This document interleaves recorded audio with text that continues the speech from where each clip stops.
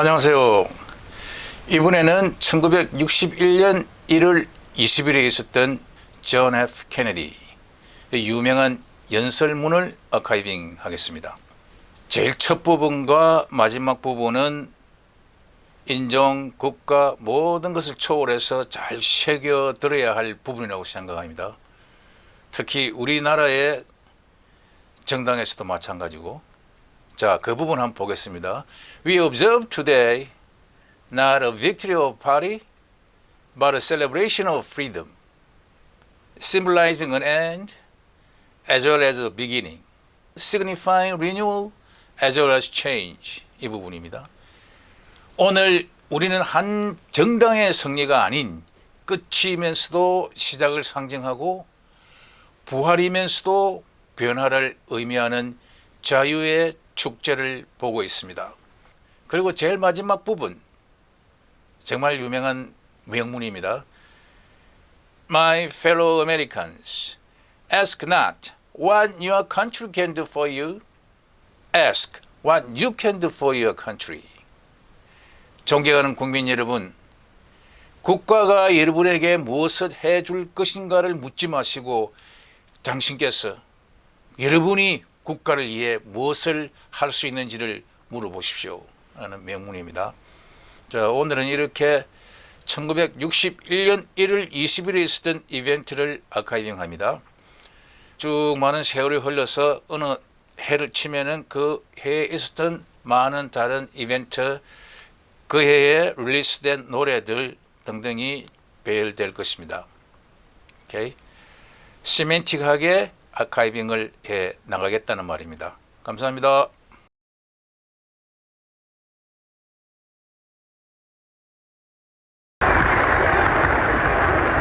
Vice President Johnson, Mr. Speaker, Mr. Chief Justice, President Eisenhower, Vice President Nixon, President Truman, Reverend Clergy, fellow citizens.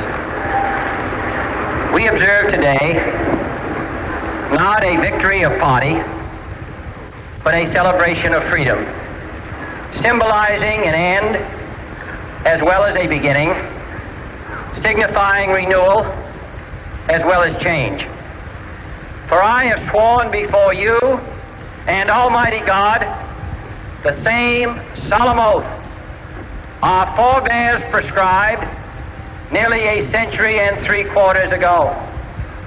The world is very different now, for man holds in his mortal hands the power to abolish all forms of human poverty and all forms of human life. And yet the same revolutionary beliefs for which our forebears fought are still at issue around the globe. The belief that the rights of man come not from the generosity of the state, but from the hand of God. We dare not forget today that we are the heirs of that first revolution. Let the word go forth from this time and place to friend and foe alike that the torch has been passed to a new generation of Americans born in this century, tempered by war, disciplined by a hard and bitter peace, proud of our ancient heritage, and unwilling to witness or permit the slow undoing of those human rights to which this nation has always been committed and to which we are committed today at home and around the world.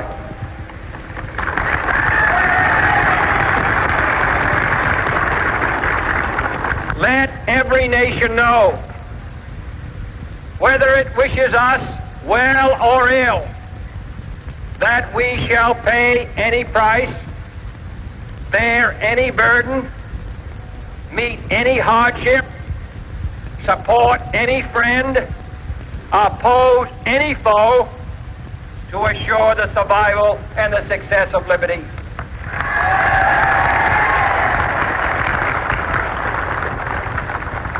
This much we pledge and more.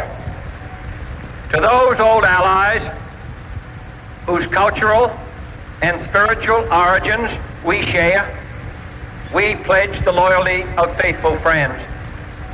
United, there is little we cannot do in a host of cooperative ventures. Divided, there is little we can do, for we dare not meet a powerful challenge at odds and split asunder. To those new states whom we welcome to the ranks of the free, we pledge our word that one form of colonial control shall not have passed away merely to be replaced by a far more iron tyranny. We shall not always expect to find them supporting our view, but we shall always hope to find them strongly supporting their own freedom, and to remember that in the past, those who foolishly sought power by riding the back of the tiger ended up inside.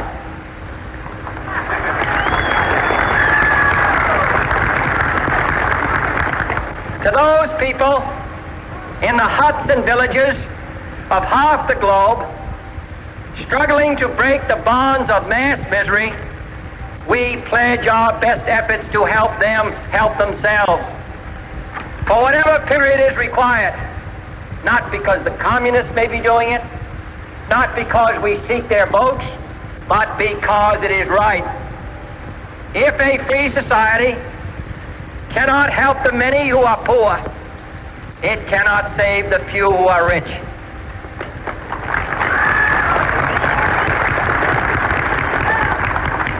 To our sister republics south of our border, we offer a special pledge to convert our good words into good deeds, in a new alliance for progress, to assist free men and free governments in casting off the chains of poverty. But this peaceful revolution of hope cannot become the prey of hostile powers. Let all our neighbors know that we shall join with them to oppose aggression or subversion anywhere in the Americas. And let every other power know that this hemisphere intends to remain the master of its own house.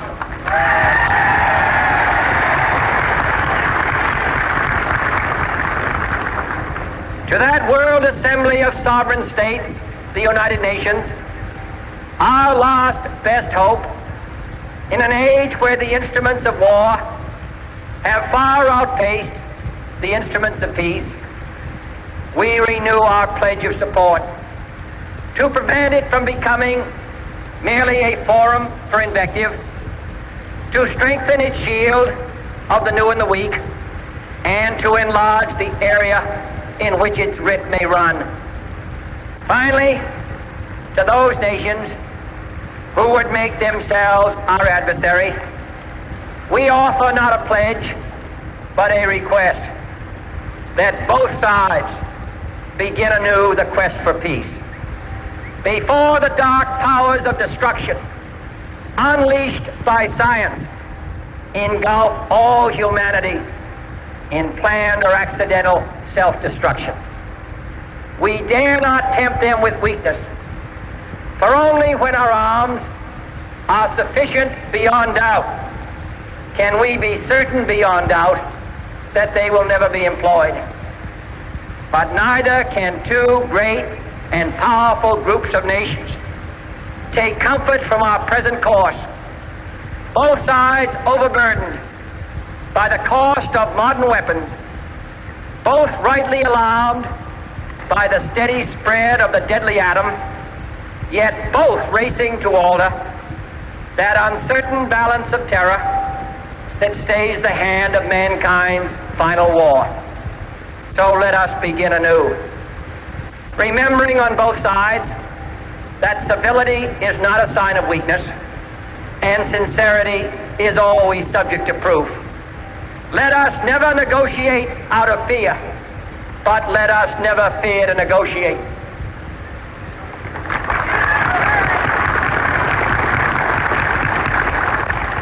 Let both both sides explore what problems unite us, instead of belaboring those problems which divide us.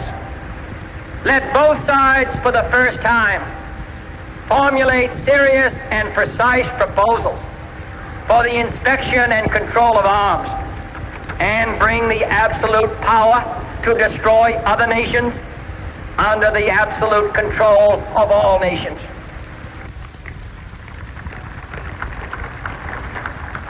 Let both sides seek to invoke the wonders of science instead of its terrors. Together, let us explore the stars, conquer the deserts, eradicate disease, tap the ocean depth, and encourage the arts and commerce. Let both sides unite to heed in all corners of the earth the command of Isaiah to undo the heavy burdens and let the oppressed go free. And if a beachhead of cooperation may push back the jungle of suspicion, let both sides join in creating a new endeavor, not a new balance of power, but a new world of law, where the strong are just and the weak secure and the peace preserved. All this will not be finished in the first 100 days, nor will it be finished in the first 1,000 days, nor in the life of this administration, nor even perhaps in our lifetime on this planet. But let us begin.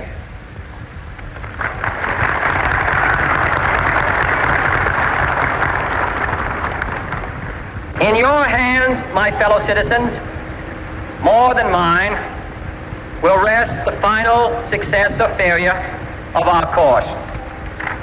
Since this country was founded, each generation of Americans has been summoned to give testimony to its national loyalty. The graves of young Americans who answered the call to service surround the globe. Now the trumpet summons us again, not as a call to bear arms, though arms we need, not as a call to battle, though in battle we are, but a call to bear the burden of a long twilight struggle, year in and year out, rejoicing in hope, patient in tribulation, a struggle against the common enemies of man, tyranny, poverty, disease, and war itself. Can we forge against these enemies a grand and global alliance, north and south, east and west, that can assure a more fruitful life for all mankind? Will you join in that historic effort?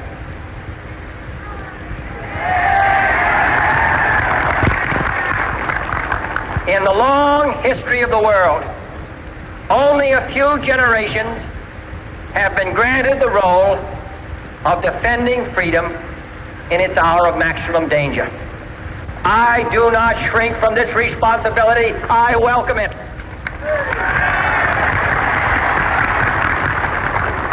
I do not believe that any of us would exchange places with any other people or any other generation. The energy, the faith, the devotion which we bring to this endeavor will light our country and all who serve it. And the glow from that fire can truly light the world. And so, my fellow Americans, ask not what your country can do for you, ask what you can do for your country.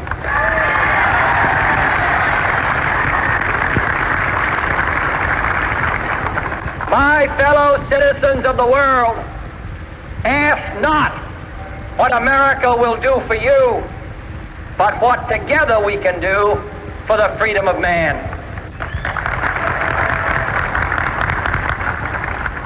Finally, whether you are citizens of America or citizens of the world, ask of us here the same high standard of strength and sacrifice which we ask of you.